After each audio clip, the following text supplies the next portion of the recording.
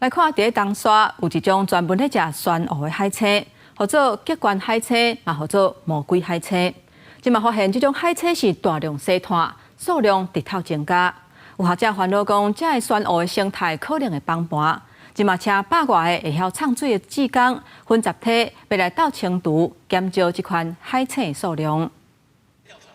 马爸爸的魔鬼海青崁伫船塢打顶悬，学者发现东沙群岛魔鬼海青大增加，至少5万只。分布热区每100平方公尺有20至30只，每一只大小60至100公分，比接看的40公分较大只。因为一只魔鬼海青一年就会当克掉6至10平方公尺的船塢打，让学者真烦恼。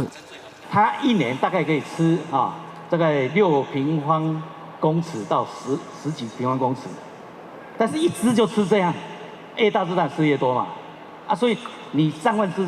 几万只在吃的时候，那个是吃完就完了哈。学者指出，魔鬼海青的天敌红尾狸，因为咱掠伤济，佮因为即马海水暖化，适合魔鬼海青的生态，恐惊造成东沙船塢打的消息。可能是因为这种大量的水质不好就进来，现在加上一个什么热，它天气热的话，它吃得更快。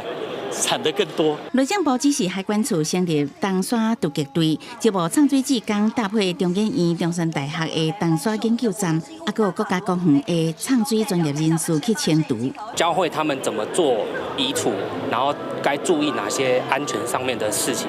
下半年度东沙突击队要进行10推厝的清除，每一推厝1礼拜，方式是注一寡对海洋无害的醋入去海青体内，互伊伫海底自然死亡分解，也是将这个魔鬼海青装底了后吊挂净化，伫海岸拍好自然死亡。记者综合报道。